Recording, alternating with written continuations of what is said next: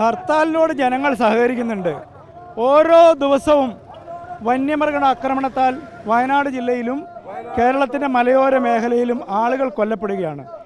ഇത്രയധികം ദാരുണമായ സംഭവങ്ങൾ നടന്നിട്ടും ഈ ഗവൺമെൻറ് ഒന്നും ചെയ്യുന്നില്ല. പ്രസ്താവന ഇറക്കുക എന്നുള്ളതല്ലാതെ ഗവൺമെൻറ്റിൻ്റെ ഭാഗത്തു നിന്ന് ഈ പ്രശ്നത്തിന് പരിഹാരം കാണുന്നതിന് വേണ്ടി ഒന്നും ചെയ്യുന്നില്ല.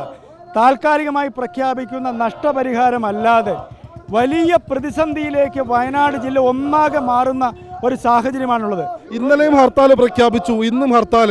വയനാട്ടിലെ ജനങ്ങൾ ശരിക്കും ഇതുകൊണ്ട് ബുദ്ധിമുട്ടല്ലാതെ ഇതിനൊരു പ്രതിവിധി ഉണ്ടാവുമെന്ന് കോൺഗ്രസ് അല്ലെങ്കിൽ UDF വിശ്വസിക്കുന്നു. UDF ഇന്നാണ് സമരം പ്രഖ്യാപിച്ചത്. കാരണം കേരളത്തെ സംബന്ധിച്ചിടത്തോളം കേരളത്തിലെ സാമൂഹിക പ്രശ്നങ്ങളിലും രാഷ്ട്രീയ പ്രശ്നങ്ങളിലും UDF ആണല്ലോ.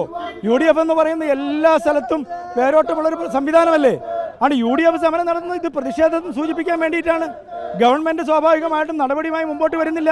ഇപ്പോൾ ഗവൺമെൻറ് ഈ കാര്യത്തിൽ ഒരു പരിഹാരം ഉണ്ടാകുന്ന നടപടിയുമായി പോയി കഴിഞ്ഞാൽ UDFന് സമരം പ്രഖ്യാപിക്കേണ്ട ആവശ്യമില്ലല്ലോ. വനം വകുപ്പ് മന്ത്രി രാജിവെക്കണം എന്നൊക്കെ നിങ്ങൾ രാവിലെ ആവശ്യപ്പെടുന്നത് കേട്ടു. അല്ല, വനം വകുപ്പ് മന്ത്രിയെ സംബന്ധിച്ചിടത്തോളം അദ്ദേഹത്തിന് ഇതിന് ഒന്നും ചെയ്യാൻ സാധിക്കുന്നില്ലല്ലോ. അദ്ദേഹം എത്ര തവണ ഇവിടെ വന്നുപോയി. കഴിഞ്ഞ ദിവസം അദ്ദേഹം ഇവിടെ റിപ്പബ്ലിക് ദിന പരേഡിന് വന്നുപോയി. ഈ പ്രശ്നങ്ങൾ ഉണ്ടാകുമ്പോൾ ഇതിന് പരിഹാരം ഉണ്ടാകുന്നല്ലോ. അറ്റ്ലീസ്റ്റ് താൽക്കാലികമായി ഈ വനത്തിലെ ജീവനക്കാരെ പോലും താൽക്കാലിക അടിസ്ഥാനത്തിൽ വാച്ചർമാരെ നിയമിച്ചുകൊണ്ടോ ഏതെങ്കിലും രീതിയിലുള്ള നടപടിയുമായി മുമ്പോട്ട് പോകുന്നല്ലോ. കൽപ്പറ്റ ജില്ലാ ആസ്ഥാനമാണ്. ഈ ജില്ലാ ആസ്ഥാനത്ത് പോലും കടുവ ഇറങ്ങിയിരിക്കുന്നു.